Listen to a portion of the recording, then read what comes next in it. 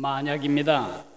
이거는 만약이지 가정이지 사실은 아닌데, 만일 제가 오늘 밤에 여러분을 저녁 식사에 초대했다고 생각해 봅시다. 그림에 보이는 이 냉면에 대해서 어떻게 생각하십니까? 좋습니까? 냉면을 싫어하는 사람을 위해서 또 다른 메뉴도 준비할 수 있겠습니다. 이건 어떻겠습니까? 그림에 보이는 이 뜨끈한 삼계탕은요, 국물을 좋아하지 않는 사람을 위해서 또 불고기를 장만한다면 어떠시겠습니까? 좋아요? 아니요, 좋지 않아요. 좋지 않은 정도가 아니고, 여러분은 너무너무 화가 나서 우리 집을 뛰쳐나갈 거예요. 심각한 모독감을 느낄 거예요. 그리고 저에 대한 신뢰를 다 잃어버리고 말 것입니다. 심지어 저 사람하고 상종을 하지 말아야 되겠다, 이렇게 관계를 끊을 수도 있습니다. 왜 그렇죠? 지금 보여드린 이 그림들은 진짜 음식이 아니니까요. 이것은 제가 인터넷에서 복사해온 음식 모형입니다. 왜 좋은 음식점 가면은 손님들 안으로 잡아 끌기 위해서 뭘 만들죠? 플라스틱으로 진짜 음식 같은 모형을 쭉 해서 사람들을 유인하잖아요. 미끼예요. 모양도 색깔도 진짜 음식 같지만 이거 잡수시면 여러분 큰일 나요. 음식의 본질도 없고 음식의 기능도 없습니다. 이것은 단순히 손님들의 눈을 속이는 모형 음식일 뿐입니다. 근데 문제는 말이죠, 이건 안 먹으면 되는데 더 심각한 문제를 유발시키는 모형이 있습니다. 그것은 모형신앙입니다. 모형신앙은 형식주의라고 부릅니다. 형식은 나쁜 것이 아닙니다. 형식이 없으면 내용을 담을 그릇이 없어집니다. 콩깍지가 제일 먼저 생긴 다음에 그 콩깍지 속에 콩이 점점 자라날 수가 있는 거지, 콩깍지가 없다면 콩은 자랄 수 없습니다. 엄마의 태반이라는 그릇이 없으면, 그 형식이 없었으면, 그 틀이 없었으면 여러분과 저는 지금 이 자리에 있지를 못합니다. 문제는 깍지만 남고 알갱이가 없는 것이 문제죠. 형식은 남는데 본질이, 기능이 사라져버리는 것. 이 형식주의 신앙, 모형신앙은 우리 개인의 인격적인 진보에 치명적인 해를 끼치고 우리의 영적 성장에 해독을 끼칩니다. 남들에게 임해야 할 복음의 축복을 가로막는 차단이 됩니다. 그리고 하나님을 모욕합니다. 이 형식신앙 때문에 나도 망하고 남도 망하고 하나님의 영광도 망하게 됩니다. 사입이란 말을 씁니다. 사입이라는 말은 비슷하되 아닌, 사전에 보면 겉으로는 비슷하나 본질은 완전히 다른 가짜, 그렇게 정의가 되어 있습니다. 내가 만약 여러분 보고 이 사람 사입이다 그러면 엄청 상처가 되시죠. 사입이 반지를 남편으로부터 선물 받았다면 마음에 모독감을 느낄 것입니다.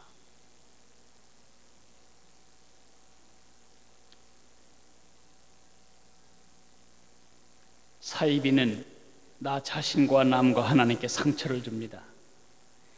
도금되지 않은, 색칠되지 않은, 화장하지 않은 진정한 인격, 껍데기나 속이 일치되는 진정한 믿음, 진정한 삶을 하나님은 보고 싶어 하시는 겁니다. 여러분도 그렇게 되길 바라시죠? 저도 그렇게 되길 바랍니다. 그런데 제 겉모습과 제 속이 늘 일치하지를 않습니다. 그 일치하지 않는 삶을 계속 방치하면 저는 여러분 앞에 연기하게 됩니다.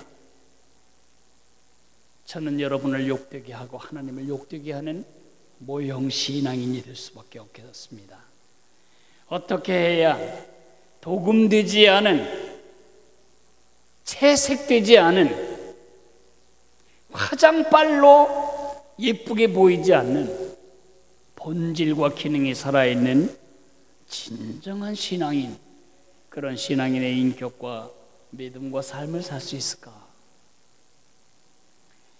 그 질문에 대한 대답이 오늘 하나님의 말씀에 있습니다. 누가복음 19장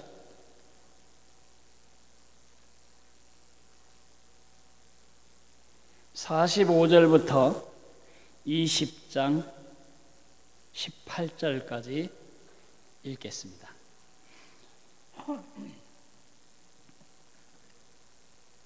누가복음 19장 45절. 성전에 들어가사 장사하는 자들을 내쫓으시며 그들에게 이르시되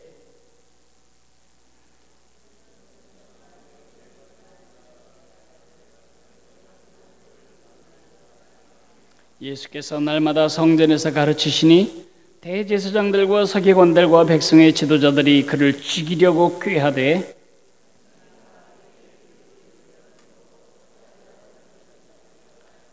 하루는 예수께서 성전에서 백성을 가르치시며 복음을 전하실새 대제사장들과 서기관들이 장로들과 함께 가까이 와서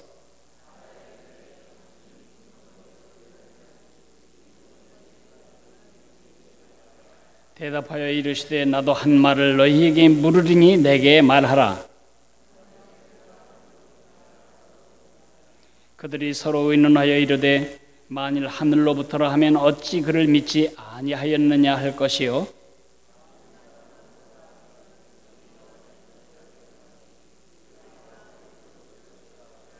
대답하되 어디로부터인지 알지 못하노라 하니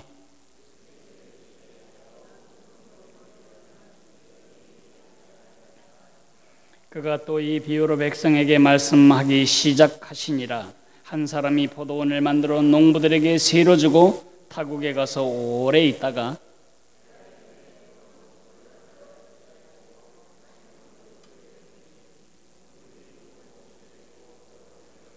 다시 다른 종을 보내니 그도 몹시 때리고 능욕하고 거저 보내었거늘 포도원 주인이 이르되 어찌할까 내 사랑하는 아들을 보내리니 그들이 혹 그는 존대하리라 하였더니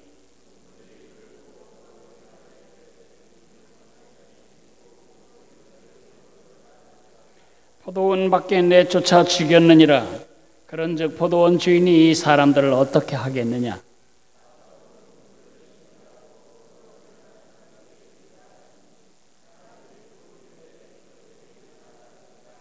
그들을 보시며 이르시되 그러면 기록된 바 건축자들의 버린 돌이 모퉁이의 머릿돌이 되었느니라 함이 어찌미냐? 무릇 이 돌 위에 떨어지는 자는 깨어지겠고 이 돌이 사람 위에 떨어지면 그를 가루로 만들어 흩으리라 하시니라. 아멘. 여러분은 얼핏 보면은 흐름이 끊기는 세 편의 이야기를 읽으신 것 같을 것입니다. 그러나 오늘 이야기는 한 사건에서 계속 이어지는 맥락을 가지고 있습니다. 예수님이 성전에 들어가셔서 장사하는 사람들을 다 내쫓아 버리셨습니다. 그러자 대제사장들과 서기관들과 종교 지도자들이 예수님을 죽여버리려고 합니다. 개도 아무리 고마운 주인이지만 밥 먹을 때 그 밥그릇에 손 집어넣으면 주인을 묻습니다. 지금 이들이 윤택한 삶을 누릴 수 있었던 것이 성전 비즈니스였습니다. 예수님이 거기에 손을 집어넣으시자 예수님을 잡아 죽이려고 한 것입니다. 그러나 너무 많은 백성들이 그의 말씀을 청종하기 때문에, 따르기 때문에 죽일 수가 없었습니다. 조금 소강 상태가 벌어진 다음에 이들이 예수님께 와서 묻습니다. 도대체 당신 무슨 권위로 그런 짓을 하는 겁니까? 누가 당신에게 성전에서 장사 못하도록 하는 그런 권위를 부여했습니까? 그러자 예수님이 그들의 계략에 걸려들지 않습니다. 내가 한 거다 그러면 신성모독으로 돌로 쳐 죽일 수 있습니다. 내가 하나님이다 그러면 그건 더 돌에 맞아 죽어야 할 이유가 됩니다. 예수님이 뭐라고 대답하든지 예수님은 돌탕에 맞아 죽을 질문을 한 것입니다. 예수님은 그렇게 대답하지 않으시고 역공을 하십니다. 내가 한 가지만 묻겠다. 대답하면 나도 대답하지. 요한이 세례를 줬는데 그 권위는 하늘로서 온 거냐, 사람이 부여한 거냐, 누가 세례 주라고 임명장 주고 졸업장 주고 자격증 조사한 거냐, 하늘의 권위로 한 거냐? 이 사람들이 지금 허를 찔렸습니다. 만약 그건 사람이 한 거다 그러면 하나님께로부터 왔다는 사실을 백성들이 다 알기 때문에 자기들에게 돌을 칠 거고, 하나님께로부터 왔다 그러면 그럼 왜 너희는 순종하지 않았느냐? 하나님께 불순종한 죄를 담당하게 됩니다. 그래서 이들이 고민하다가 나온 대답이 모르겠다. 예수님도 그들에게 대답하지 않으셨습니다. 이어서 이들의 모습을 리얼하게 볼 수 있는 거울 갖다 댑니다. 그게 바로 포도원 품꾼 비유입니다. 한 사람이 포도원을 잘 갖고 와서 소작인들에게 그 포도원을 맡겼습니다. 먼 훗날 그는 돌아와서 소작농들로부터 도지를 받기 위해 종을 보냅니다. 그랬더니 얼마나 늑살하게 패버리고 빈손으로 돌려보냈는지 너무 황당한 주인은 다른 종을 보냅니다. 역시 두들겨 패고 모욕을 한 다음에 보냅니다. 주인이 생각하기를 종은 그랬을지라도 내가 사랑하는 아들은 차마 그렇게 안 하겠지. 아들을 보냅니다. 이 사람들은 저기 오는 저 인간은 포도원 주인의 아들이다. 저 외아들만 잡아 죽여버리면 저 포도원은 우리 것이 된다. 그래서 그 아들을 죽여버립니다. 지금 사람들은 이 속에서 부글부글 끓기 시작합니다. 예수님이 지금 선지자들을 보낼 때마다 배척하고 잡아 죽였던 조상들의 얘기를 하고 있고, 이제 마지막으로는 그 아들을 보냈는데 그 아들을 십자가에 못 박아버리게 죽이고 싶어하는 자기들의 모습을 예수님이 다 뚫어보고 계시기 때문입니다. 그들에게 예수님이 말씀하십니다. 건축자들이 버린 돌이 모퉁이 돌이 되었다는 시편의 말씀. 너희들은 나를 버리지만 나를 버린 너희는 너희를 박살낼 심판의 돌이 되겠지만은 나를 머릿돌로 받아들인 그 사람은 그 삶이 나로 말미암아 더 멋지게 살 거다. 새 이야기의 흐름은 그렇습니다. 근데 이 더 중요하게 주목해야 할 것은 이 새 이야기에 깔린 색깔입니다.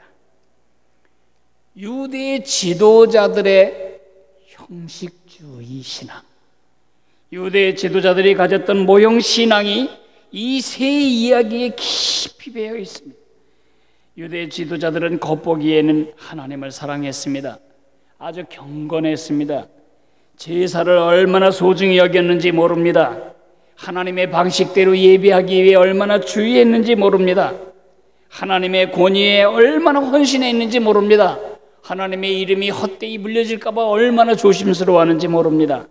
문제는 속은 그렇지 않다는 것입니다. 사입이 겉으로는 비슷하나 본질은 완전히 다른 가짜. 내용도 없었고 알갱이도 없고 열매도 없었습니다. 그런 척할 뿐이고 그런 연출을 할 뿐이었습니다. 우리가 이런 결심하는 걸로 족하지 않습니다. 나는 절대 형식주의자가 되지 않아야지. 우리 중에 형식주의 신앙을 추구하는 사람은 단 한 사람도 없습니다. 나는 그렇게 믿습니다. 다 진실한 믿음, 진실한 인격, 진실한 삶을 살다 죽기를 원하는 소원이 있습니다. 모형 신앙, 모형 인격, 모형 인생을 살지 않아야지 하는 결심으로 그 길을 벗어날 수 없습니다. 참신앙, 참인격, 참인간이 됨으로써만 모형 신앙에서 벗어날 수가 있습니다. 어떻게 해야 도금되지 않은, 분장되지 않은 참 믿음으로 나 자신을 축복하고 남을 축복하고 하나님을 영화롭게 할 수 있을까? 유대 종교 지도자들의 처신과 태도를 분석해 보면 그 답이 보입니다. 저는 이 본문을 여러 번 읽을 때에 유대 종교 지도자들이 껍데기는 아주 좋았어요. 콩깍지는 확실했습니다. 그러나 그 안에 있지 않은 알갱이 3개, 모형 신앙의 3가지 특성을 이들의 태도와 언행으로부터 발견합니다.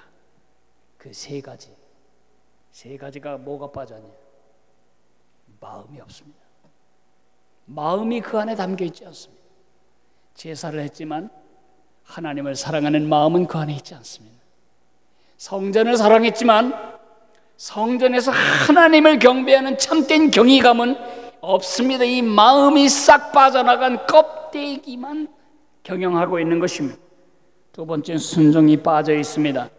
이들의 기본적인 문제는 하나님께 순종하지 않는 것입니다. 형식을 잘 지켰지만 순종이 결여된, 그리고 3번째는 관계가 담겨 있지 않습니다. 하나님의 말씀과 자신들의 삶, 하나님과 자신의 삶에는 아무 관계가 없습니다. 이 사람들의 이 형식주의 신앙의 특성을 뒤집으면 오늘 우리에게 주시는 주님의 말씀이 드러납니다. 우리의 모든 삶에 마음을 담아야 합니다. 우리의 모든 삶에 순종을 담아야 합니다.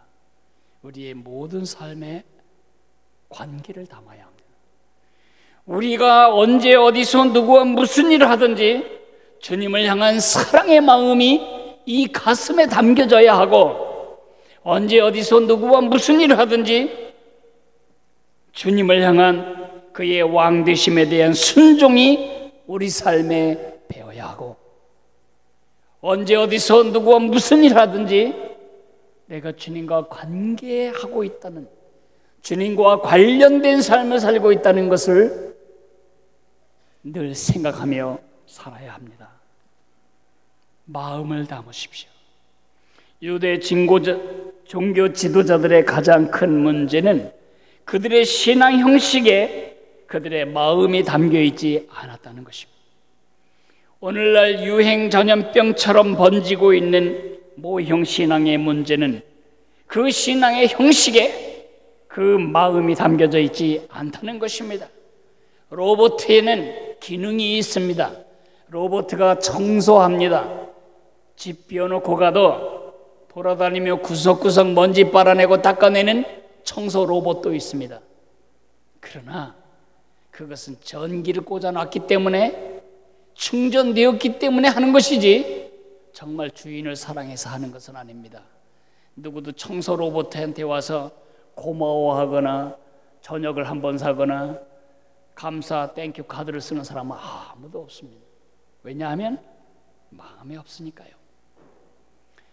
제가 어느 음식점 앞에 갔는데 기모노를 입은 일본 여자가, 예쁜 젊은 여자가 저에겐 너무너무 공손히 인사를 하는 것입니다. 처음엔 너무 고마웠습니다. 나는 이 집에 먹으러 가지도 않는데 왜 인사를 하나. 그런데 옆에 있는 개가 지나가도 인사를 하고, 거지가 지나가도 인사를 하고, 그는 인형입니다. 길거리 지나갈 때, 공사할 때 운전수들 졸지 말고 박지 말라고 안전 못 쓴 아저씨가 이렇게 하죠. 삐쩍 마른 아저씨 있잖아요. 난 단 한 번도 아저씨 고맙습니다 그렇게 말하고 지나간 적이 없습니다. 그것은 전기가 들어가면 자동적으로 움직이는 기기일 뿐이지 정말 나를 배려하고 사랑하는 마음은 거기는 없습니다. 제사장들이 얼마나 제사를 소중히 여겼는지요. 그 형식에 어긋날까 봐 얼마나 그거를 연구를 했는지요. 눈먼 재물, 피로 먹은 재물, 귀 찢어진 재물, 이런 거 안 바치려고 얼마나 재물 검사를 까다롭게 했는지 사람들이 멀리서부터 재물을 갖고 올 수가 없어요. 뭐 3, 4일 지나면 눈곱도 끼고 다리도 삐고 망가지기도 하잖아요. 그래서 예루살렘에서 가장 가까운 베들레헴에 양을 키우는 것입니다. 그것은 성전에 납품하기 위한 양입니다. 성전의 주인공이었던 대제사장들과 이 목축업자들 사이에는 결탁이 있었습니다. 사람들은 차라리 돈 내고 사는 게 속 편하다. 그래서 돈을 내고 양을 사다가 하나님께 바쳤습니다. 처음에는 하나님을 사랑해서 최상의 것을 하나님께 드리기 위해서 그렇게 시작했는데 나중에는 그 마음은 없어지고 양 한 마리당 얼마, 양값이 얼마, 상업주의로 전락하는 것입니다. 내가 양을 안고 3일 길을 걸어서 예루살렘까지 올 동안 나는 이 양의 심장 박동을 느끼며 많은 생각을 하며 옵니다. 얘가 왜 죽어야 하나? 죄 지은 나 때문에 죽는 것이지. 내가 이제 이 제사 끝나면 절대로 내가 죄를 짓지 않아야지. 이런 자기 반성과 자기 그 성찰, 그리고 결심, 하나님을 향한 사랑의 마음, 고마움, 죄를 용서받을 수 있는 기회를 주신 하나님께 대한 은혜 감사, 이런 감격을 가지고 와서 예배를 드릴 때에 그들은 마음으로 하나님을 만날 수 있었는데 아닙니다. 지금은 주머니에서 크레딧 카드 내가지고 쭉 긋고 사가지고 줍니다. 재물하고 나의 마음은 아무 관계가 없습니다. 중요한 건 나 오늘 재물 드렸다는 것입니다. 마음에 빠진 제사.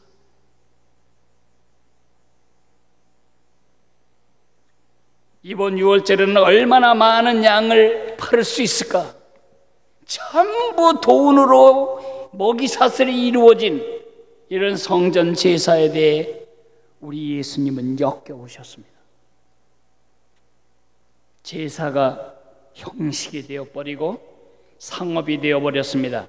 제물을 드리는 사람의 인격이 제물에 담겨지지도 않고 제사를 드리고 나도 이 마음의 감동이 없습니다. 느낌도 없습니다.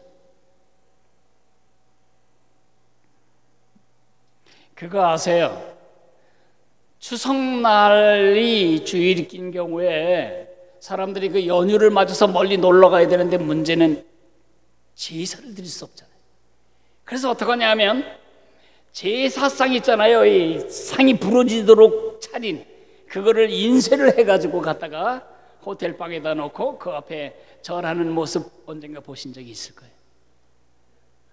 그 제사 드린 다음에 제 자손들이 어머니 은혜가 너무 만극하다 그런 느낌이 있을까요? 뼈 빠지게 농사지은 쌀, 햅쌀 그거 찢고 농사지은 과일 깎아놓고 이런 마음을 준비하면서부터 마음이 선조들에 대한 고마움으로 가득 찰 때 그게 진짜 제사의 의미가 있는 거 아닙니까?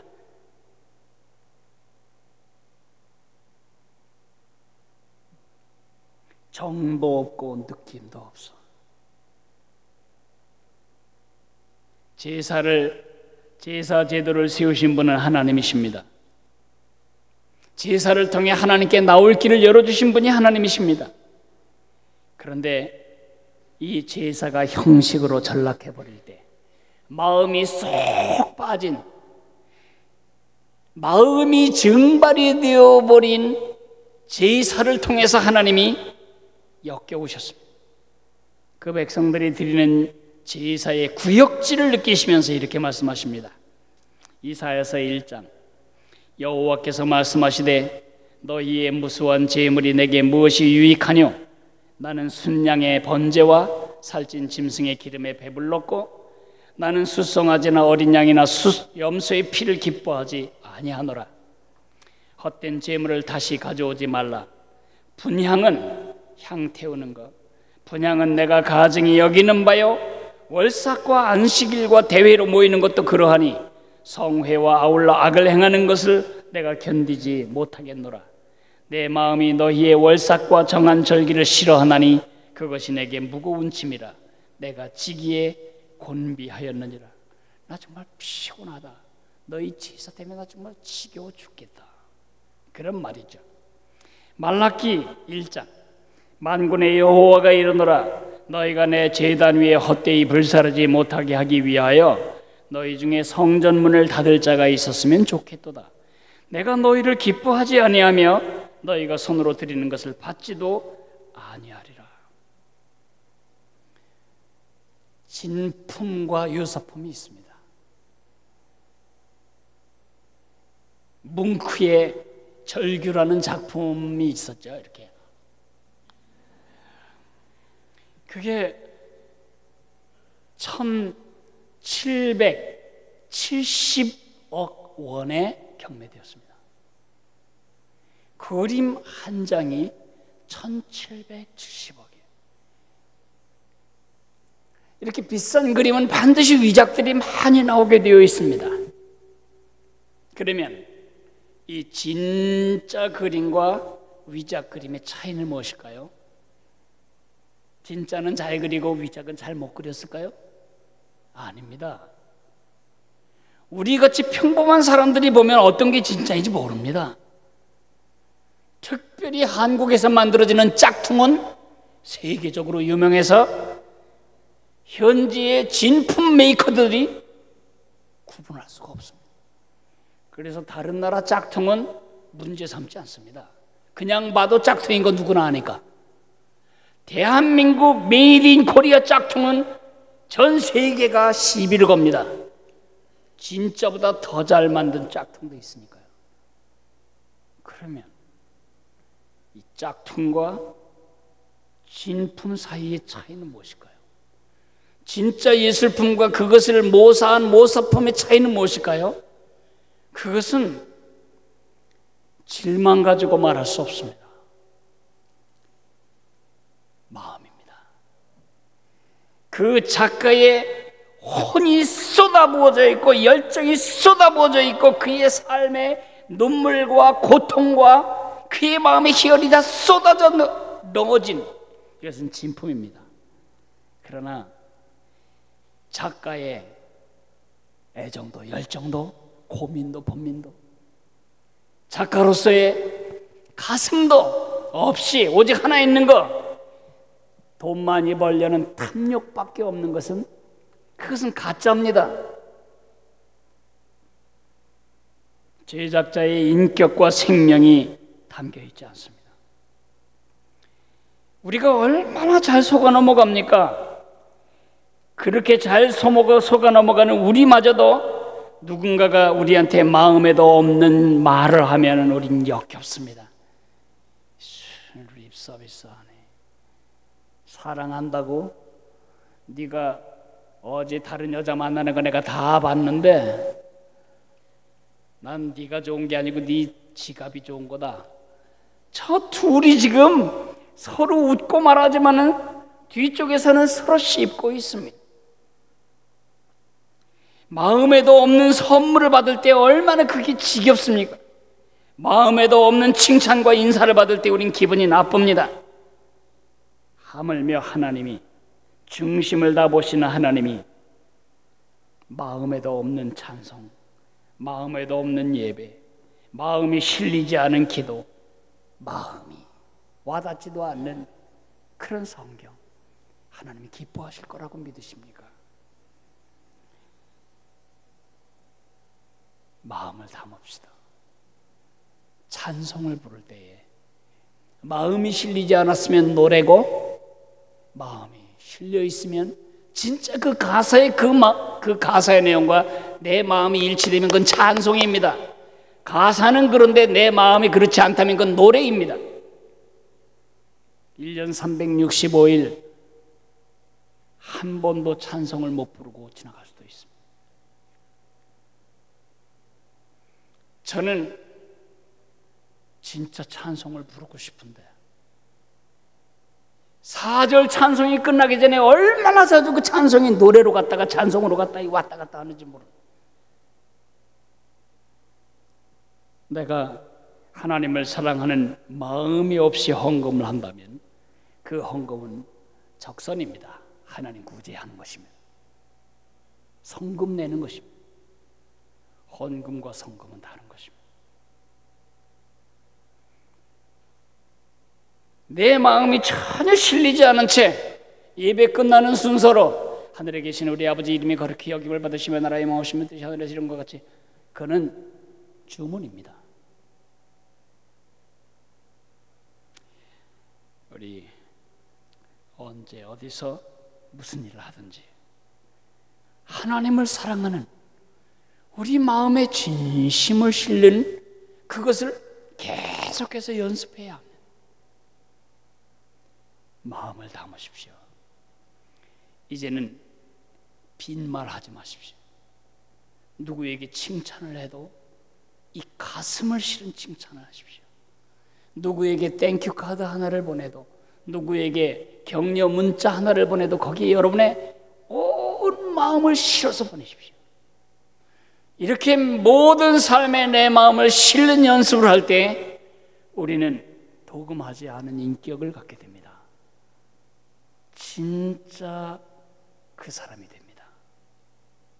어느 날 갑자기 되는 게 아니고 그런 끊임없는 훈련을 통해서 그게 됩니다. 두 번째는 순종을 담아야 합니다. 유대 종교 지도자들의 문제는 그 신앙에 순종이 담겨 있지 않았다는 것입니다. 오늘날 유행병처럼 번지는 모형신앙의 문제는 그 신앙의 순종이 담겨 있지 않다는 데 있습니다. 오늘 예수님의 행동과 반응으로 우리에게 외치시는 주님의 음성을 들으십니까? 저는 오늘 이 본문을 여러분이 읽으면서 예수님은 3번이나 큰 소리로 우리에게 말씀하십니다. 내가 하나님이다. 내가 메시아다. 내가 구세주다. 첫째는 성전 청결할 때 예수님은 그 생애에 처음 시작하실 때 성전 한번 청결하게 하십니다. 동전 뒤집어 엎으시고 비둘기 파는 자를 내쫓으시고 소와 양떼들을 성전에서 몰아내셨습니다. 지금 그 생애의 마지막 부분에 또 한 번 하십니다. 이 말은 무슨 메시지일까요?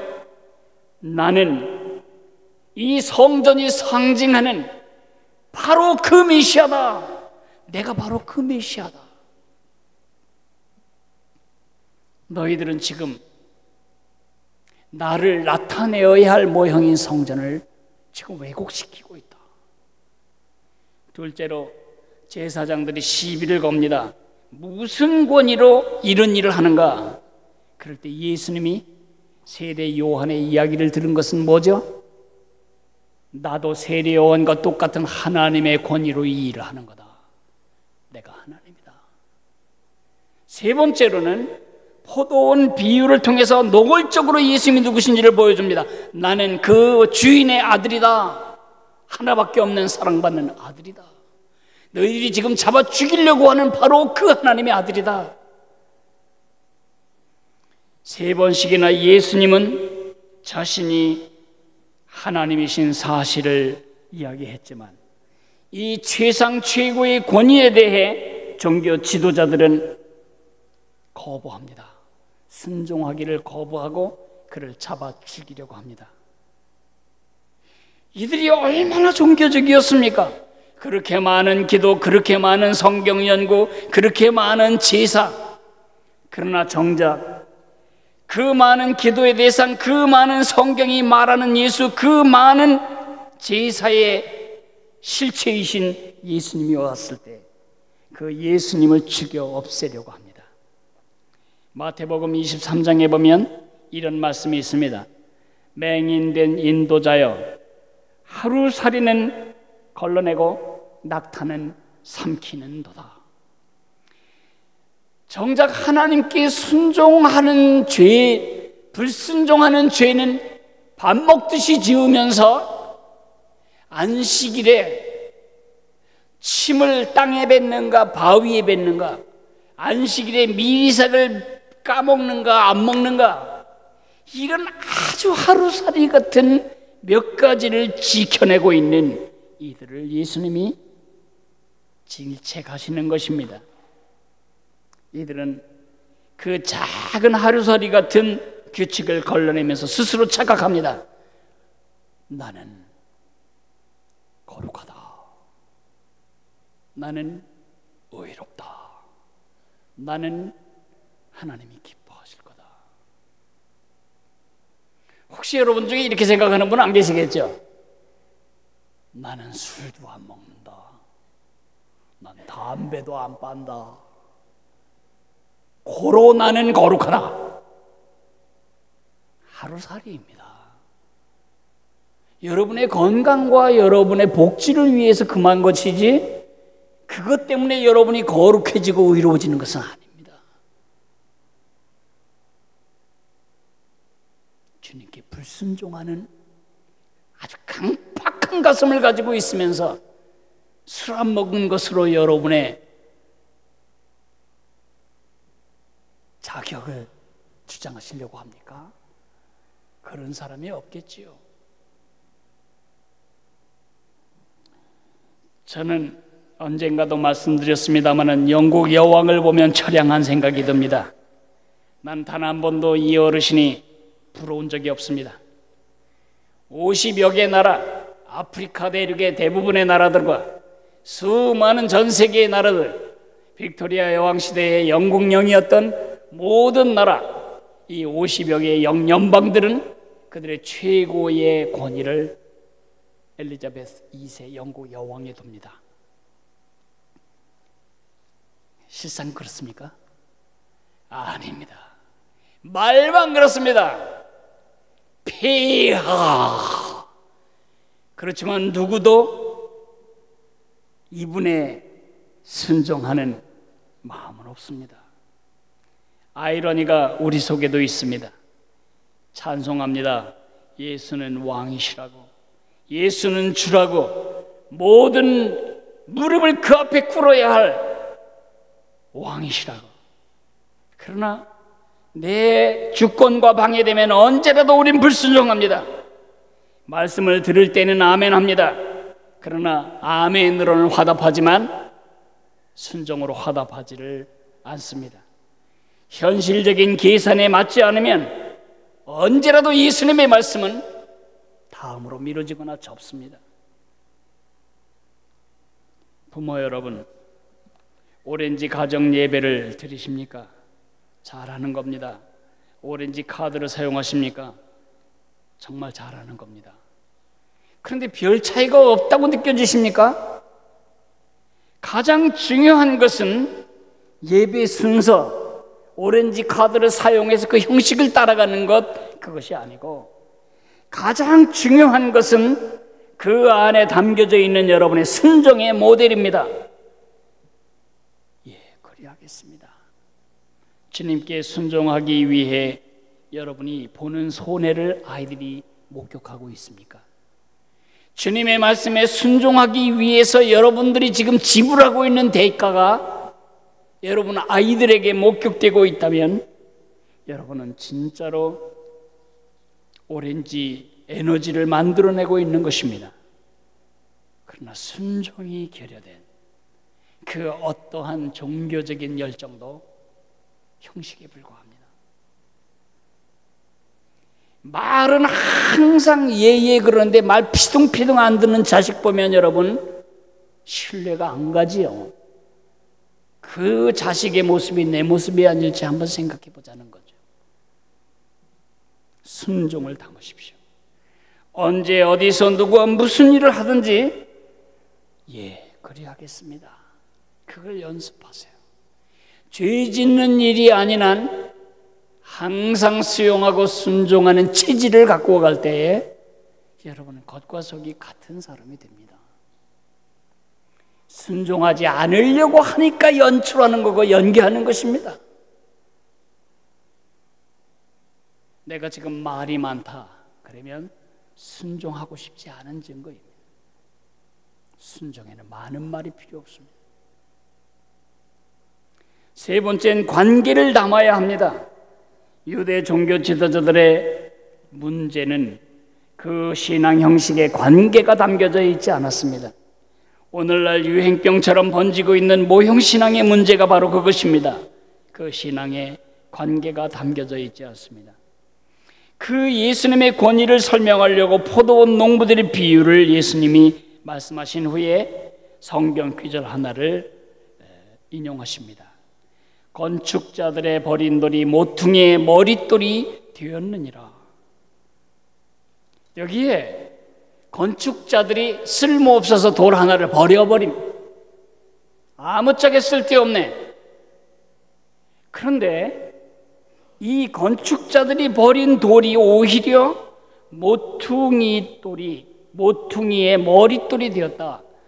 이 머릿돌이란 말 영어 성경으로 하면 chief cornerstone 아니면 capstone. 이 캡스톤이란 게 뭔가 이 그림을 보시면 제가 노랗게 동그라미로 그려놓은 저 돌멩이가 캡스톤입니다.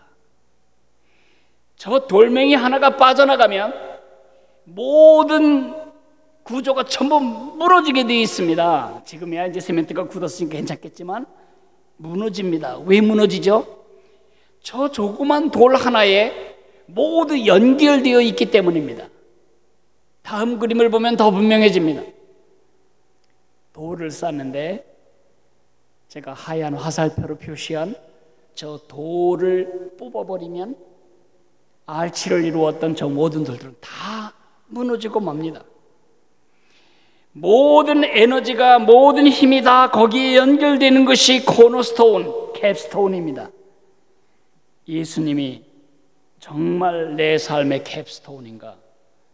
나의 가치, 나의 방향, 나의 목적, 나의 태도, 나의 자세, 나의 삶의 기쁨, 내 가정, 내 자식, 내 산업, 내 기업 모두 거기에 연결되어 있는가? 연결되어 있다면 여러분은 진품입니다.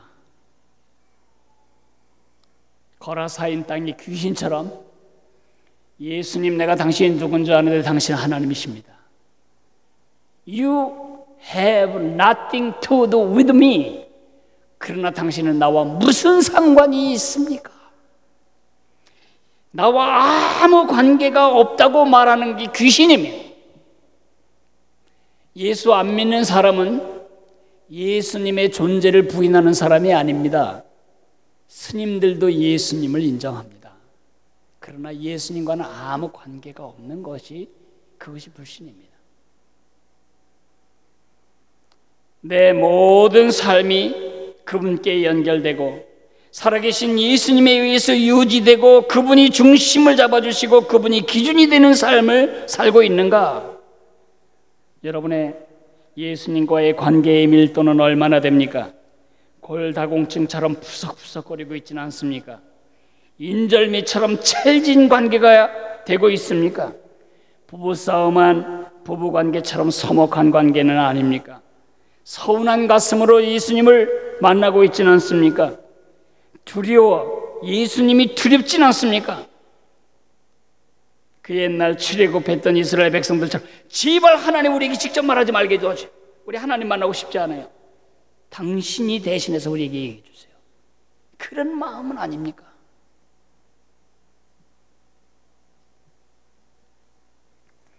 우리 자녀에게 믿음을 물려주고 싶으십니까?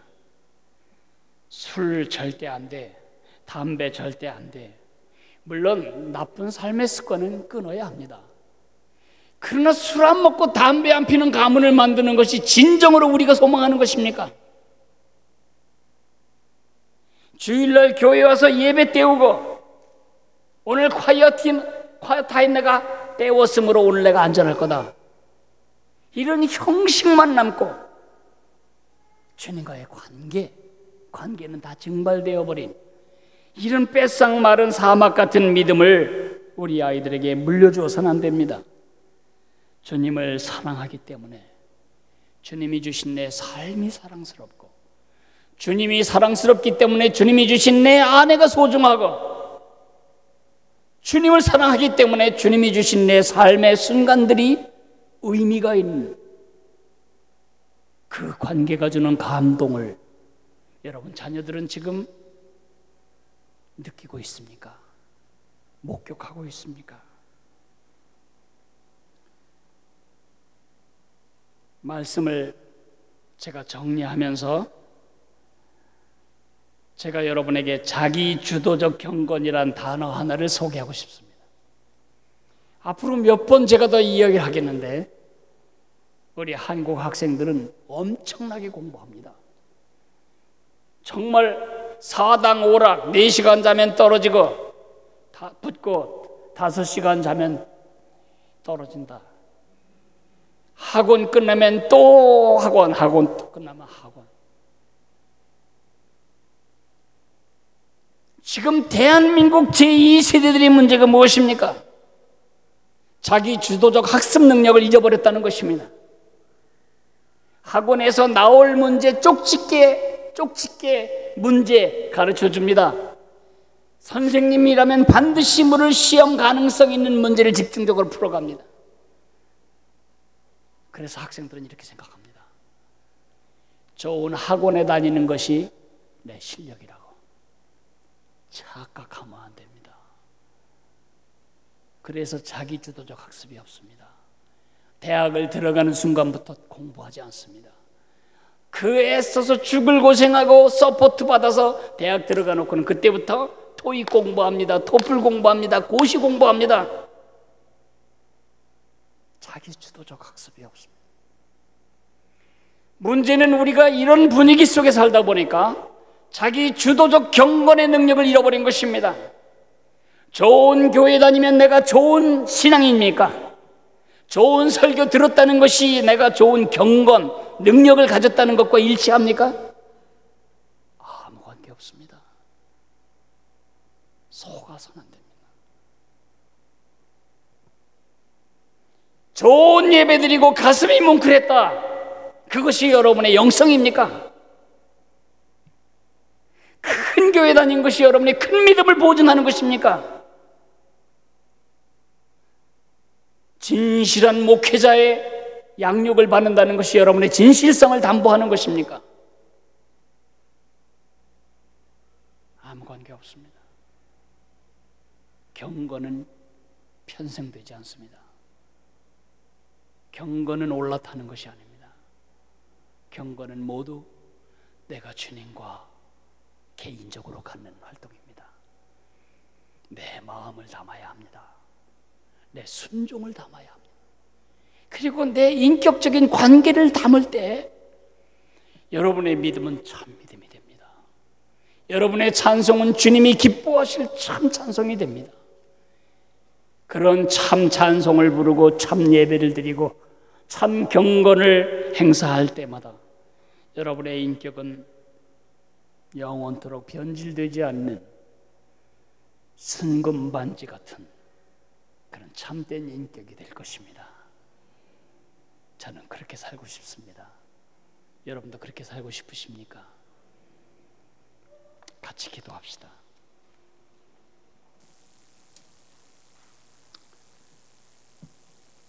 우리 짧게지만은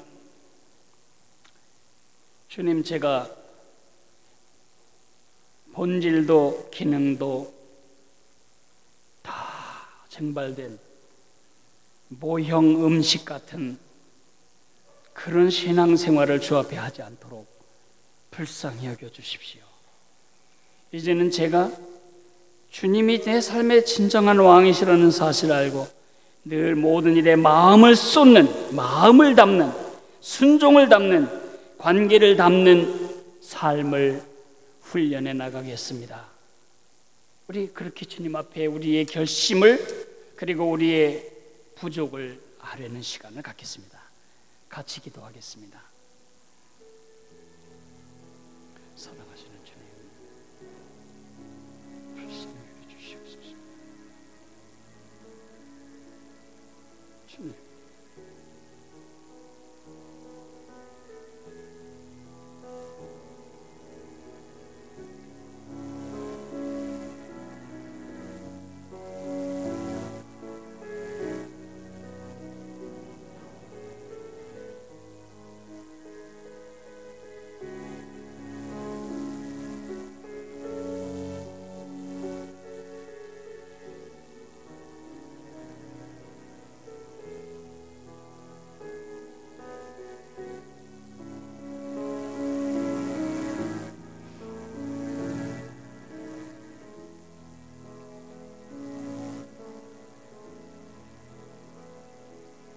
사랑하시는 주님, 하나님의 말씀이 거울처럼 제 모습을 비칠 때 얼마나 민망하고 얼마나 부끄러웠는지 모릅니다. 그럼에도 불구하고 저는 이 말씀을 사랑하는 내 가족들에게 전달해야만 하는 사람입니다. 주님, 저와 제 가족들은 언제 어디서 들춰봐도 내용과 속이 같은, 형식과 내용이 일치하는, 본질이 살아있고 기능이 살아있는 참 믿음의 사람이 되기를 원합니다. 마음도 증발되고 순종도 생략되고 관계도 없어져 버린 껍데기 신앙을 가지고 종교생활 겨우겨우 유지해가며 자신과 남과 하나님을 해치는 저희들이 되지 않기를 원합니다. 하나님 아버지, 진실한 인격, 진실한 믿음, 진실한 삶을 주 앞에 연습하기를 원합니다.